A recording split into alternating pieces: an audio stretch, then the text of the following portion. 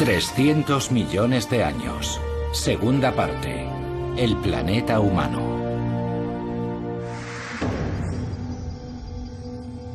Bienvenidos a la planicie aluvial del río Rin en la época del Eoceno. 10 millones de años después de que el impacto de un cometa devastara nuestro planeta y Europa migrara más al norte. En los climas subtropicales, los mamíferos se habían convertido en los dueños de la tierra. Aquí, donde más adelante crecerá la uva Riesling, ahora encontramos un exuberante y primigenio bosque tropical. La mitad de los grupos de mamíferos que existen en nuestro mundo ya estaban presentes aquí.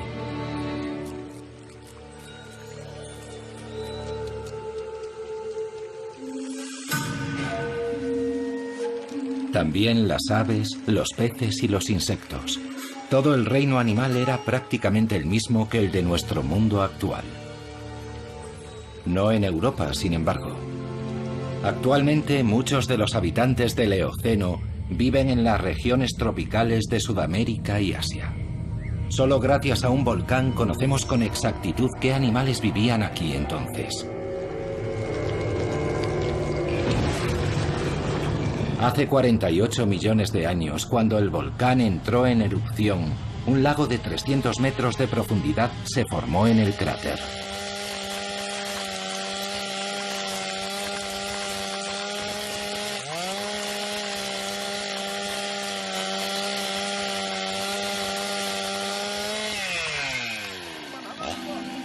Las plantas y los animales desaparecieron en las profundidades, pero se conservaron intactos en las pizarras bituminosas.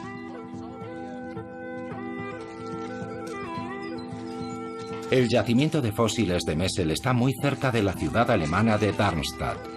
Aquí, estrato a estrato, se excava la instantánea de un acontecimiento crucial de la historia geológica. El registro fósil nos cuenta la vida y la muerte en el lago del cráter.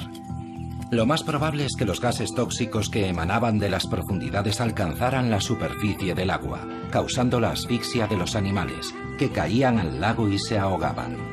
Se han encontrado muchos murciélagos fosilizados. Debieron de acercarse demasiado a la superficie del agua. En la actualidad, el yacimiento de Messel es Patrimonio de la Humanidad de la UNESCO y una ventana excepcional a la Europa prehistórica. Fue aquí donde se encontró la mano de un primate más antigua. Los fósiles hallados en Messel son asombrosos, verdaderas impresiones de los animales, descripciones de su piel, al igual que de su pelaje y de su plumaje. En ocasiones incluso se conservó el contenido de sus estómagos. El hallazgo más espectacular hasta la fecha data de la década de los 80. Un animal parecido al mono de 60 centímetros de longitud, con una cola muy larga.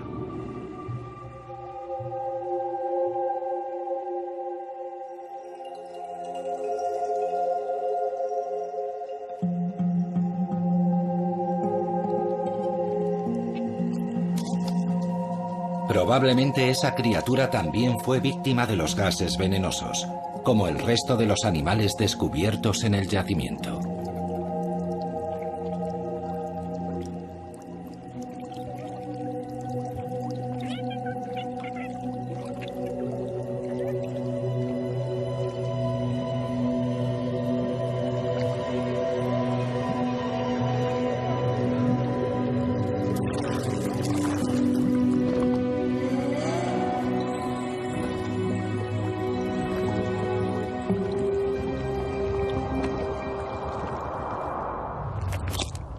$47 millones de años después, la pequeña dama primate causó un gran revuelo.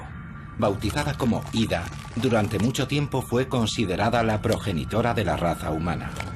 Aunque nunca existieron pruebas definitivas a ese respecto, su cuerpo exhibe una de las mayores innovaciones de la evolución: 5 dedos con pulgares opuestos, una mano con agarre de precisión. El bosque tropical del Eoceno también quedaría finalmente sepultado bajo los estratos del tiempo.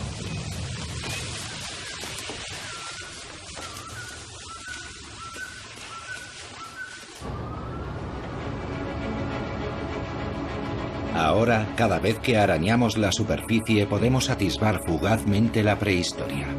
Aquí, donde las excavadoras sacan el último lignito del subsuelo, antaño crecían bosques vírgenes junto al mar. Dormitando bajo el lignito se encuentran toneladas de ámbar, y en su interior, congelada en el tiempo, la vida de los bosques primigenios.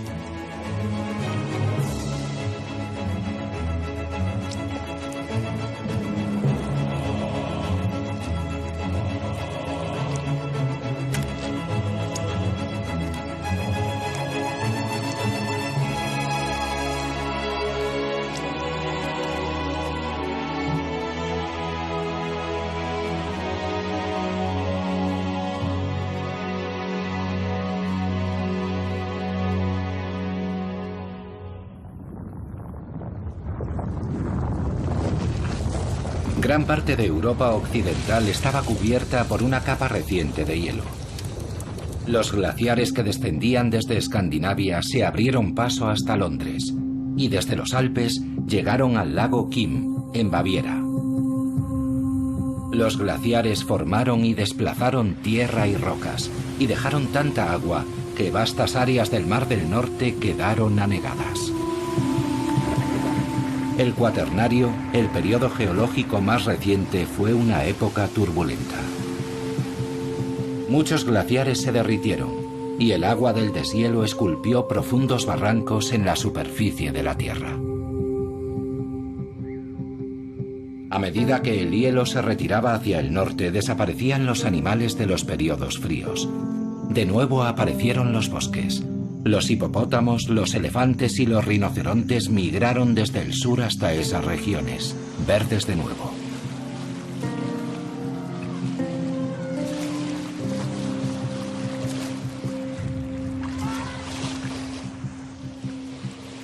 Los ciervos y los elefantes eran vecinos en los afluentes del primitivo Rin.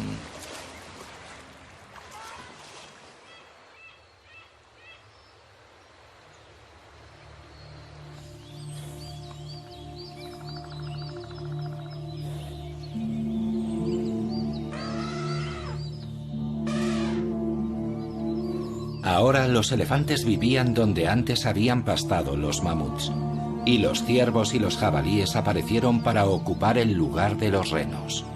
Los animales migraban en función de los cambios en el clima. Pero algo crucial había cambiado. Los animales ya no estaban solos.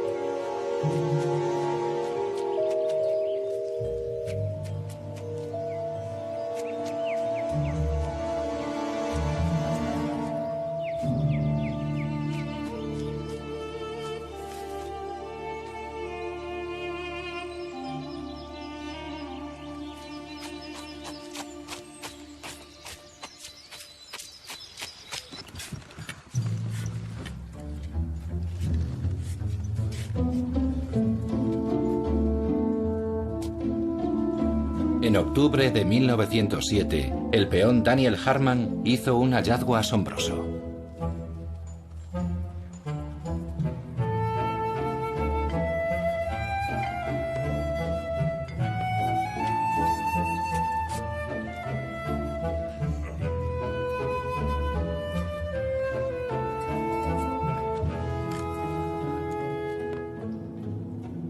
Amigos míos, hoy he encontrado a Adán.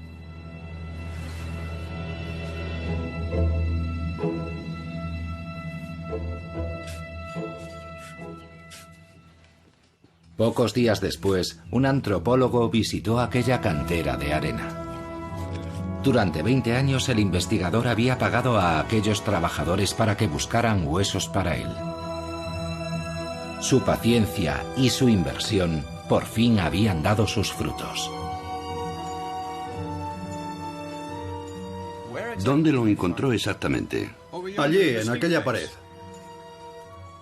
¿Revisó cuidadosamente ese lugar? Ajá. ¿Y encontró allí algo más? Esto, eso y esto. Ajá.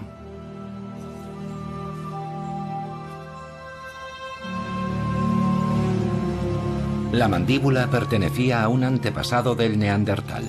Recibió el nombre de Homo heidelbergensis.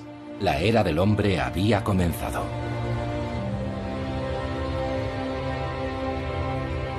El ring medio se formó mucho antes de que los primeros humanos aparecieran en Europa. Los Alpes presionaban desde el sur, creando las tierras altas de Alemania Central.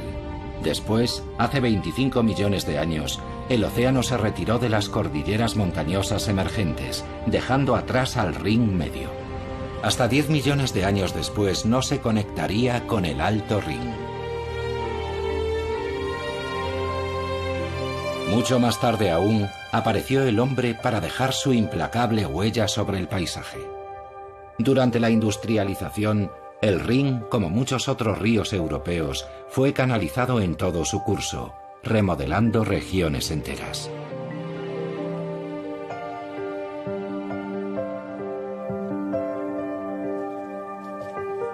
Los romanos llevaron el arte de la viticultura al sur de Francia, a Alemania, a Italia y a España. Ellos pusieron los cimientos del éxito del Riesling, el Merlot y el Cabernet.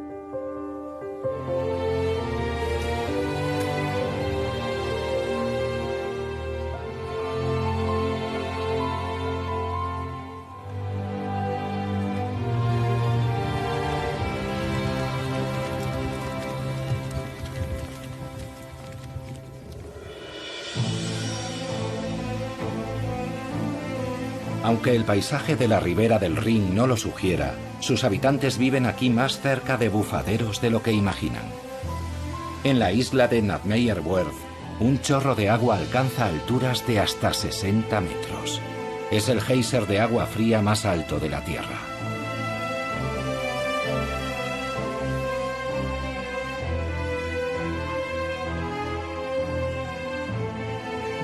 No muy lejos del geyser hay un antiguo cráter, el lago Lachar. En la Edad Media, unos monjes benedictinos se retiraron en este lago aislado. Construyeron un monasterio y lo llamaron María Laach. Pero los monjes ignoraban que vivían más cerca del umbral del infierno que del cielo.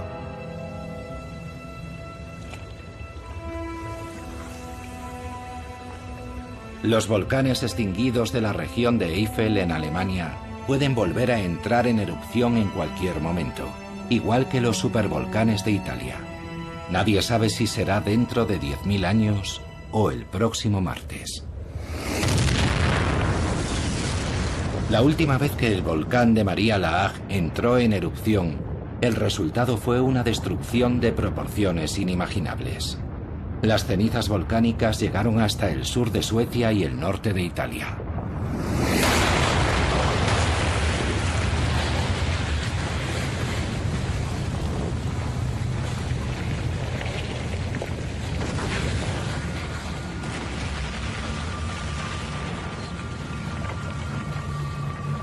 Durante días, las avalanchas de lava candente y las cenizas inundaron los valles, creando un muro de 30 metros de altura que contuvo las aguas de los ríos Rin y Mosela durante muchas semanas.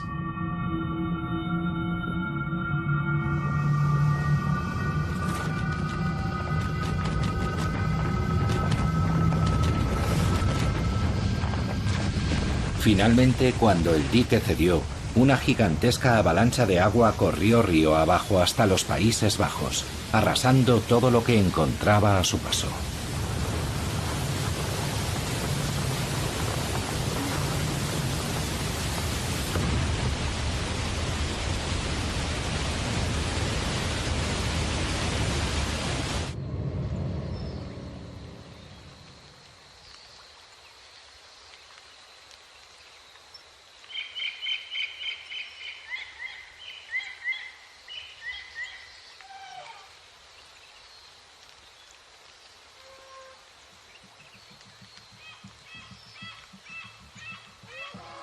Mucho antes de aquella devastación, un ancestro del ser humano actual vivió en una extensa región de Europa y de Oriente Próximo. El Homo neanderthalensis, el neandertal.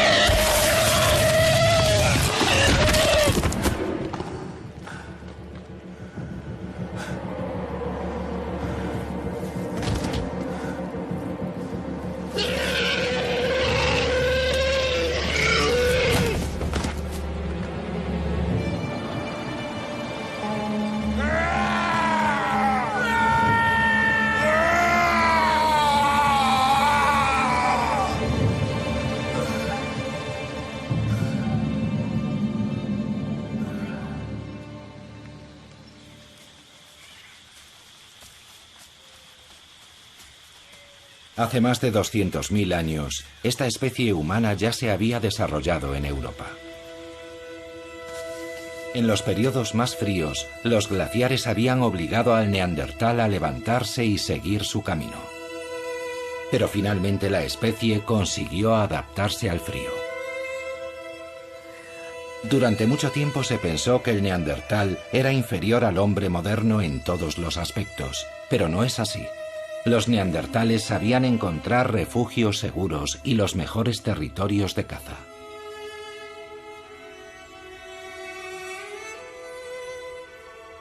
Eran artesanos habilidosos, sabían curtir las pieles y fabricaban ropa con ellas.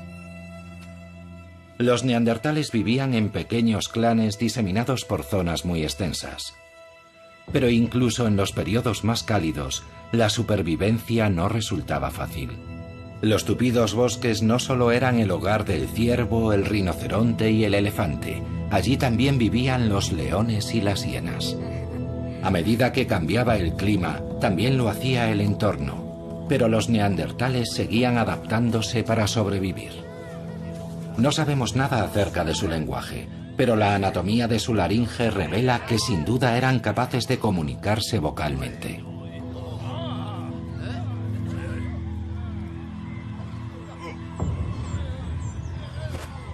Sus herramientas para cazar eran ya mucho más avanzadas que las del Homo heidelbergensis. Usaban una especie de cola hecha de resina de abedul para sujetar sus afiladas puntas de pedernal a sus lanzas. Una invención brillante.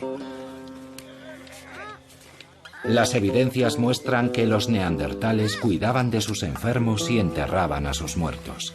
Aún se sigue especulando acerca de por qué el neandertal finalmente desapareció de la faz de la Tierra hace 30.000 años. Durante mucho tiempo se pensó que nosotros descendíamos de los que habían derrotado a esos primitivos, pero al parecer no todos los encuentros entre ellos fueron violentos. El hecho es que compartimos con ellos una porción, aunque muy pequeña, de nuestro material genético. El neandertal sigue viviendo dentro de nosotros.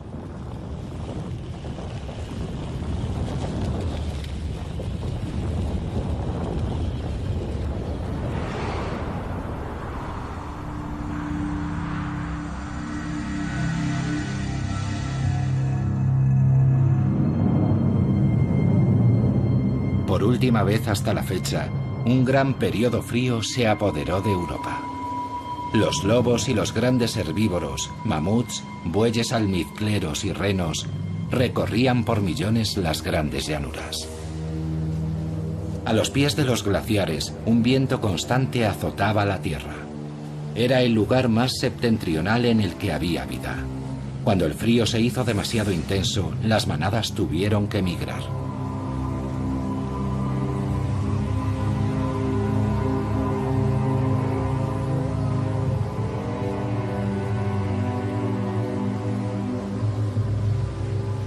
Los lobos seguían a las manadas a todas partes, y no eran los únicos. En mitad del periodo glacial, hubo seres humanos que migraron desde la sabana africana a lo que hoy es Europa Central.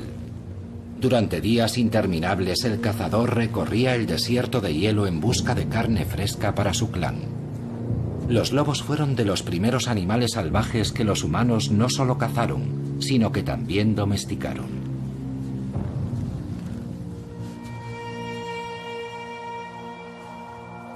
La vida de los cazadores estaba dictada por la migración de las manadas. Cuando los animales cambiaban sus zonas de pastos, los humanos también lo hacían, moviendo sus campamentos a lo largo de las grandes rutas migratorias. Durante el verano, la estepa era un buen territorio de caza. Pero era casi imposible seguir el rastro de los animales durante el invierno, cuando la nieve y el viento borraban sus huellas y desaparecían bajo el manto de nieve.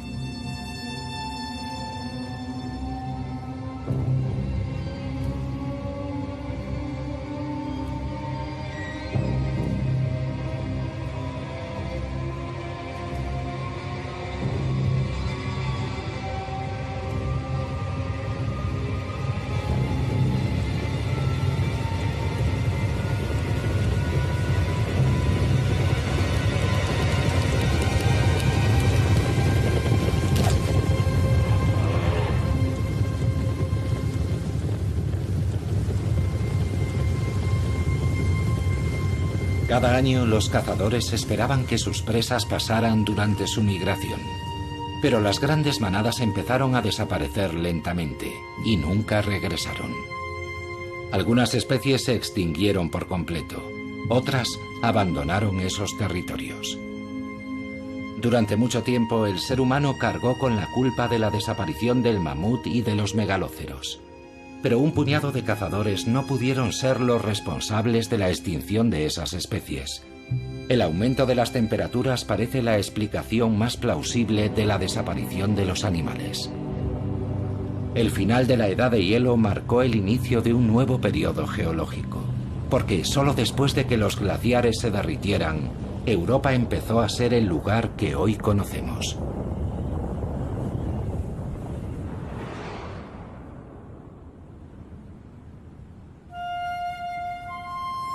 El territorio y el carácter del Mar del Norte cambiaron radicalmente.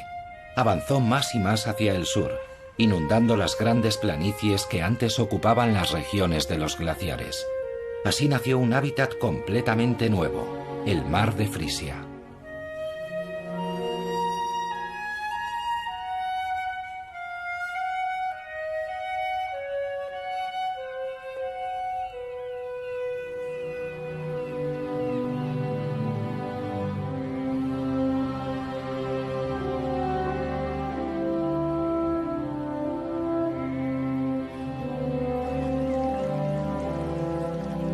Arenas de grano fino, lodo gris y marrón y aguas turbias hasta donde alcanza la vista.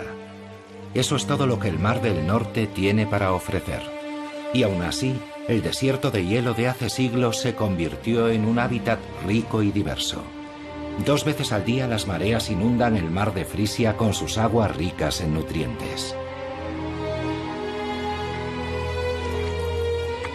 El lodo ofrece protección y alimento.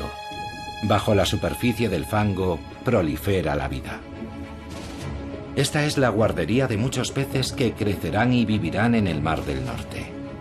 También el lumpo desova aquí. El macho se deja la piel para proteger sus huevas.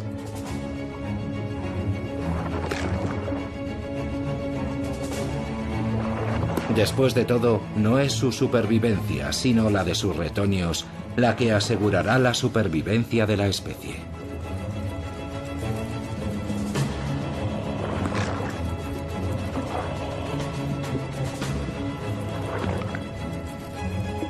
Cuando las huevas eclosionan, las larvas permanecen durante algún tiempo en las aguas poco profundas antes de aventurarse en mar abierto. A menudo en las playas aparecen los cadáveres de los padres, muertos por agotamiento.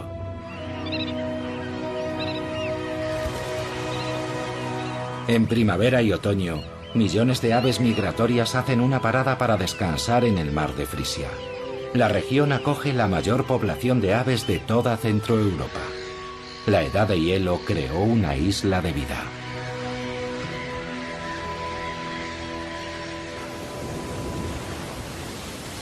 Lejos del litoral, el Mar del Norte se torna muy duro.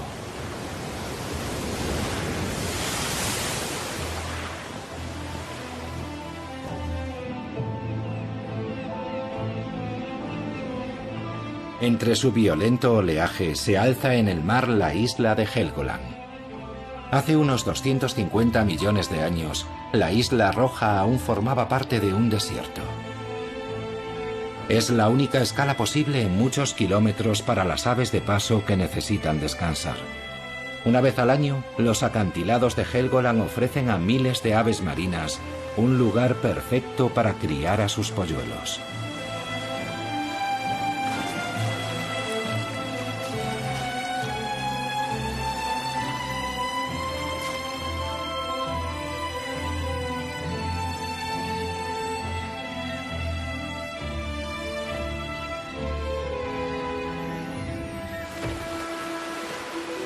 En invierno, cuando hace ya mucho tiempo que las aves migratorias han abandonado la isla, aparecen en la playa las focas grises.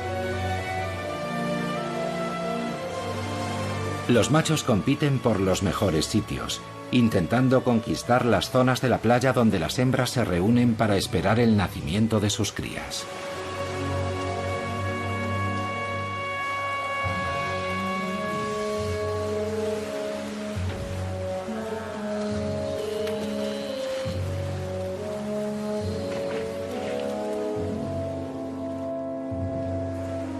Poco tiempo después de dar a luz, comienza la época de celo de la foca gris. Uno tras otro, los machos aparecen en la orilla y compiten por ser los mejores en la batalla por la reproducción.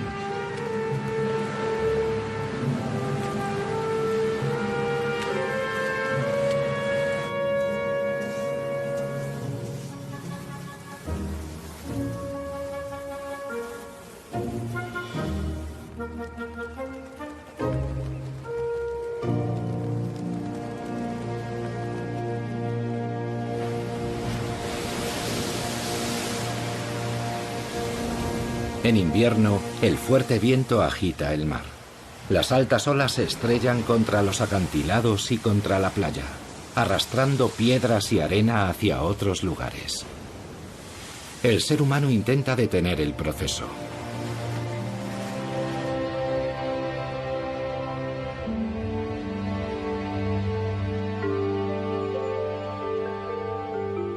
A lo largo de la costa del mar Báltico todo es mucho más tranquilo.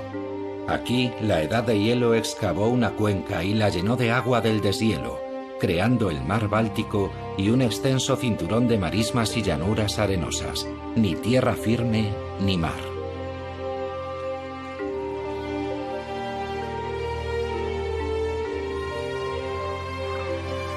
Ajenas a la intervención humana, grandes zonas de la costa del mar Báltico son un santuario para la fauna silvestre.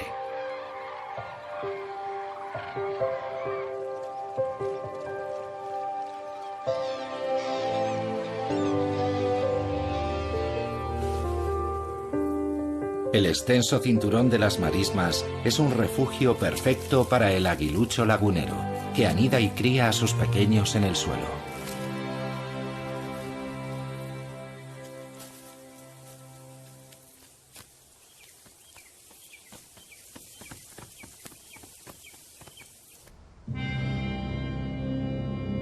Los acantilados blancos de Rügen también son obra de la Edad de Hielo, que hizo emerger la isla desde las profundidades del mar Báltico.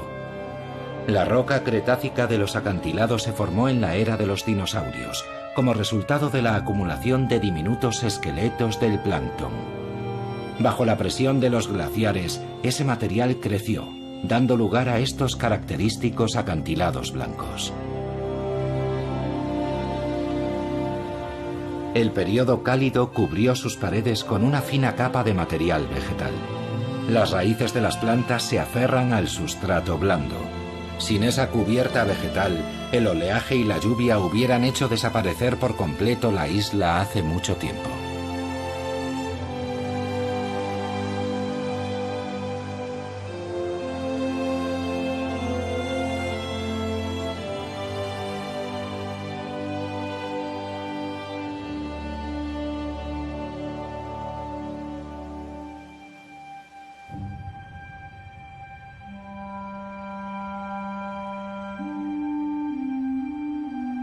Tras el final de la edad de hielo, las temperaturas ascendieron muy deprisa. Los bosques regresaron y con ellos los animales que conocemos hoy.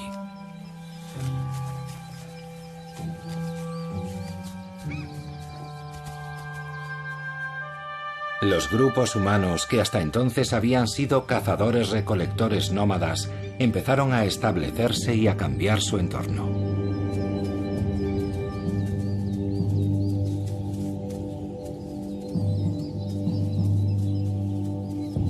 Pero mientras la civilización daba sus primeros pasos, comenzaron a aparecer conflictos completamente nuevos.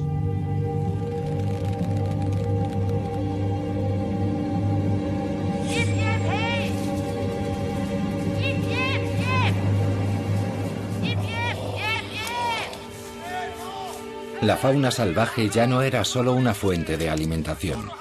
Para los agricultores que cuidaban de sus campos en el inicio de la agricultura, los ciervos eran animales nocivos que tenían que espantar. Para los cazadores, los granjeros y sus cultivos eran intrusos. Talaban los bosques y perturbaban sus terrenos de caza.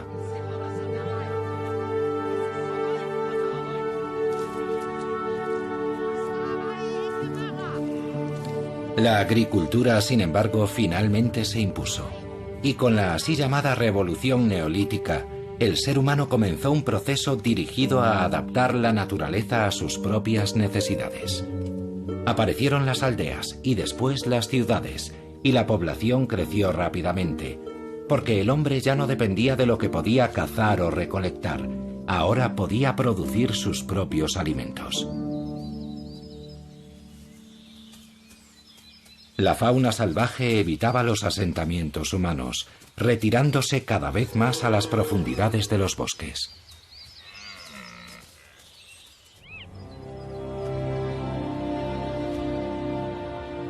Hoy, las extensas marismas abiertas ofrecen muy poca protección. Pero es aquí donde se reúnen todos los años las aves migratorias para iniciar su viaje al sur.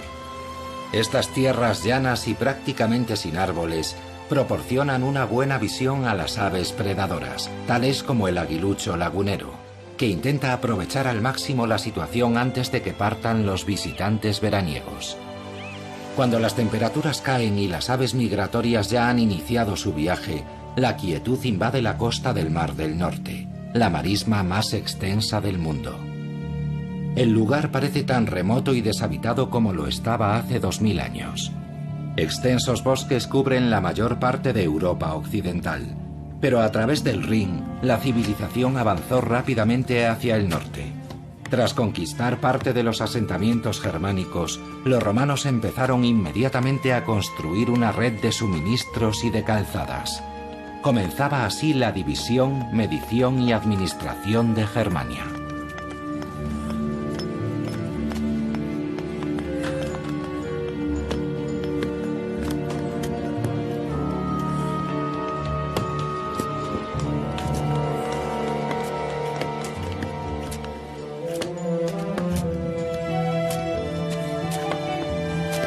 Gracias a una sofisticada técnica de medición, las calzadas romanas atravesaban el paisaje en perfecta línea recta.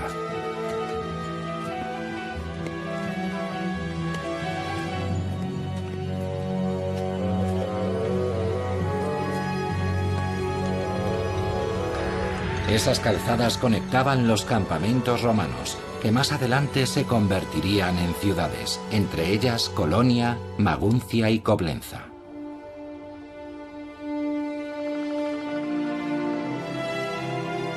Lejos de los transitados caminos que construyeron los romanos, la Alemania de hoy en día está poco poblada.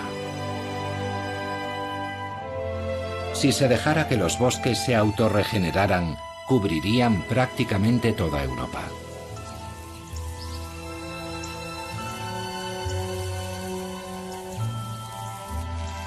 Pero donde viven e intervienen los seres humanos, los huertos de árboles frutales, los campos y los pastos han ocupado gran parte de las áreas forestales.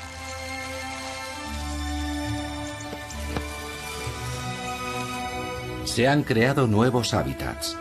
Aquí, el ganado vacuno y lanar y la maquinaria agrícola impiden que los bosques recuperen su territorio.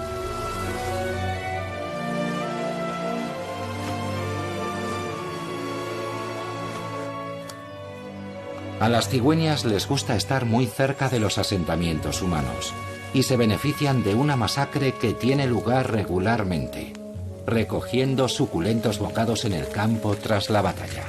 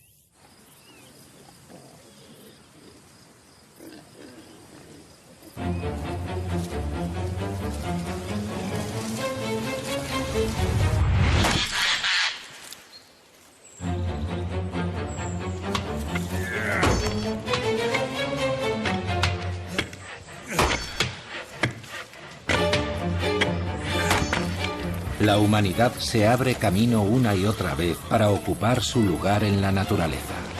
Hasta comienzos del siglo XIX, la madera fue el material más utilizado y prácticamente el único con el que calentarse. Regiones enteras fueron deforestadas. En aquella época, los osos casi habían desaparecido.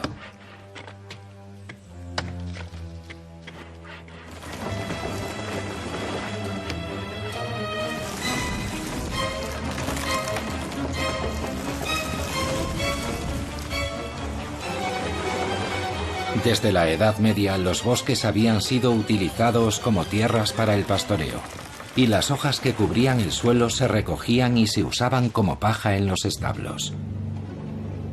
La madera y el carbón proporcionaban la energía para calentar los hornos de las industrias de la sal, el hierro y el vidrio.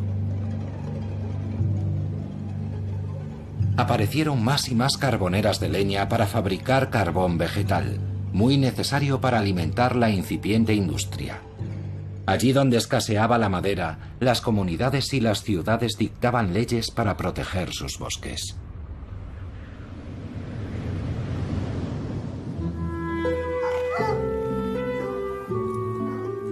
También la aristocracia tomó medidas para frenar la deforestación. La aristocracia rural reclamó extensas áreas forestales y adoptó medidas para conservar los bosques y la fauna salvaje. Pero no por convicciones ecológicas. Los cazadores querían salvar sus imponentes cotos de caza de la destrucción. Sin el deporte de la caza de la nobleza acaudalada, el paisaje alemán hoy sería muy diferente.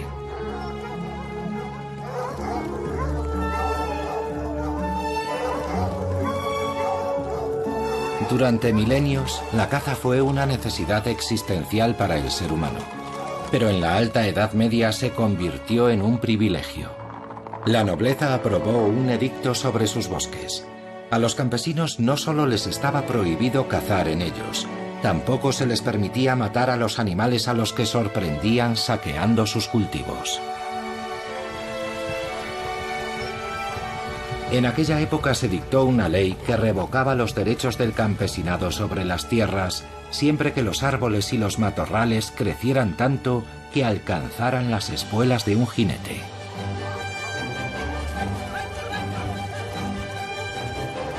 Actualmente la caza no solo sirve para controlar la población de animales, también es una actividad recreativa muy popular.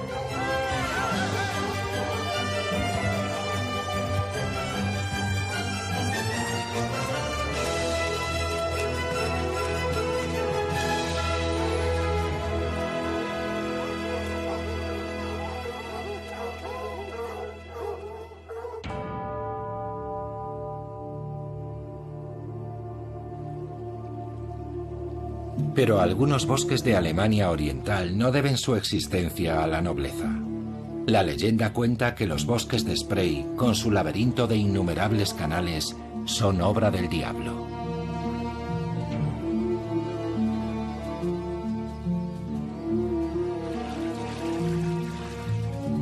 De hecho, esta madeja de agua y bosques es un legado de los glaciares de la Edad de Hielo.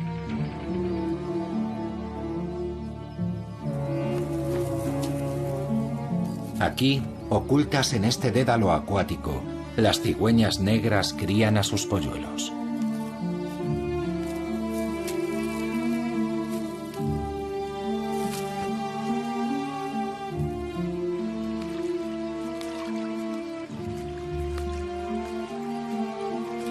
Se alimentan de pequeños peces y ranas que tienen que compartir con las serpientes.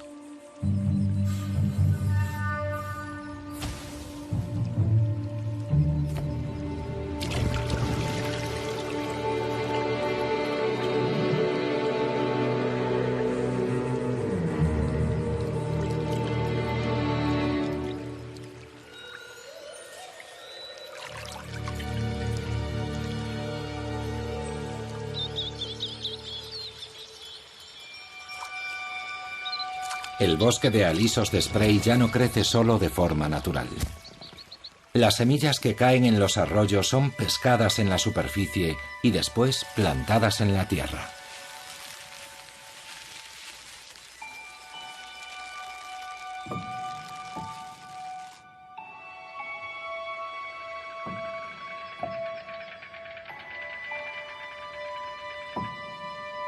El bosque actual de Spray ya no guarda ningún parecido con su antepasado primigenio.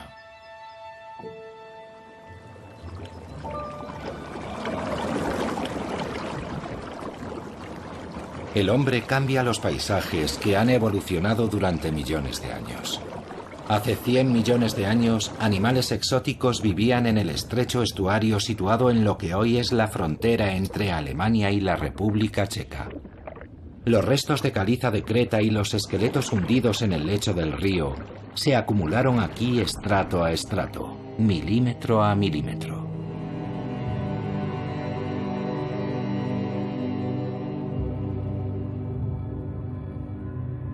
Esa creta, junto con la arena y las rocas depositadas por el viento y el agua, se acumularon formando espectaculares acantilados de arenisca.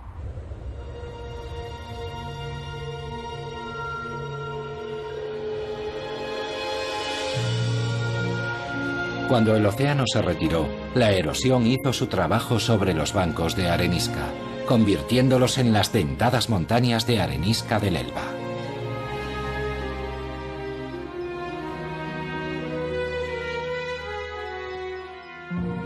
Recorrer estas paredes de piedra, entre los diferentes estratos rocosos, es como un viaje en el tiempo a través de las eras geológicas del continente europeo. Y su construcción continúa, a medida que los arroyos y cascadas cambian continuamente la pared de roca.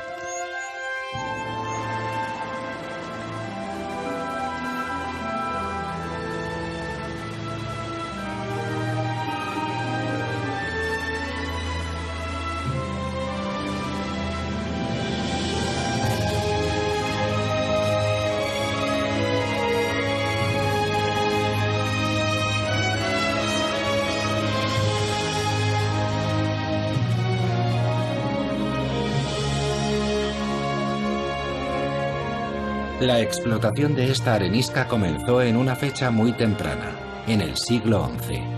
Mucho tiempo después, con el desarrollo del transporte fluvial, aparecieron canteras a lo largo de todo el río Elba. En algunos puntos, las canteras ampliaron el estrecho valle de este río.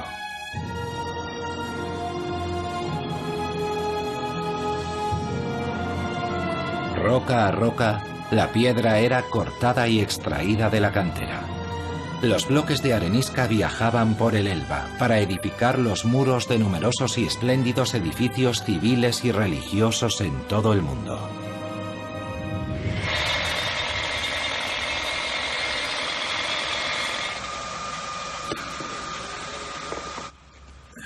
Esa arenisca sigue extrayéndose actualmente y se envía a clientes de todo el mundo.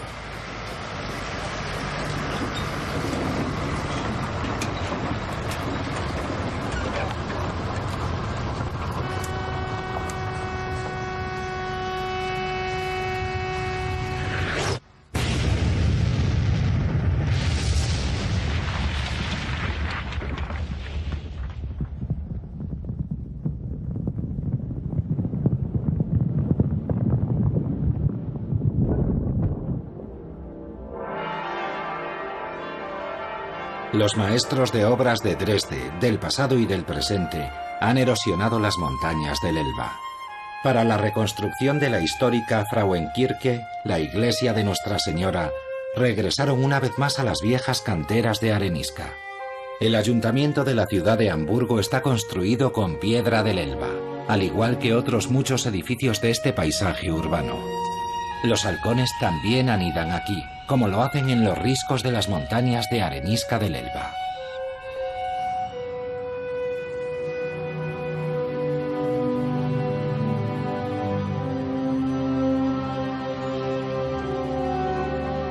Hace ya mucho tiempo que los animales se encuentran como en su propia casa en este hábitat creado por el hombre. Las grandes ciudades actuales ya no resultan hostiles para la vida. A menudo ofrecen una mayor diversidad de hábitats que el campo que las rodea. Su emblemática catedral y los puentes del Rin son hitos inconfundibles del paisaje urbano de Colonia.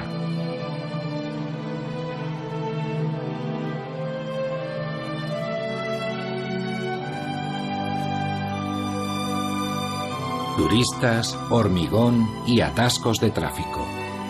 Resulta difícil imaginar animales aquí. Pero los centros urbanos no solo atraen a los seres humanos. Animales inmigrantes llegados de todo el mundo han encontrado en la metrópolis un nuevo hogar, añadiendo color y variedad al escenario. Nuestras ciudades contemporáneas ponen punto final de momento al largo y transformador viaje de Europa.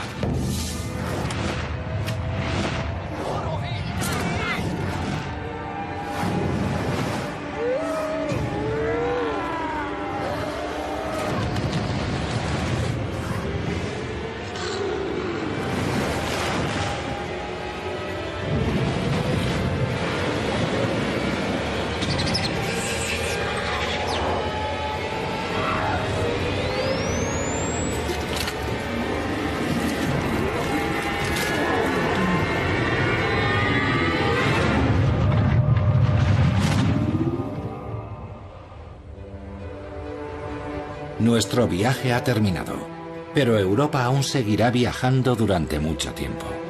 Nunca sabremos qué dirección seguirá en el futuro. Tal vez algún lejano día repose en el Polo Norte o bajo el sol ecuatorial. Nosotros ya no estaremos allí para ver si queda atrapada entre dos continentes y se eleva hasta las alturas para luego hacerse pedazos y hundirse en el mar. O si quedará cubierta por una capa de hielo de kilómetros de espesor.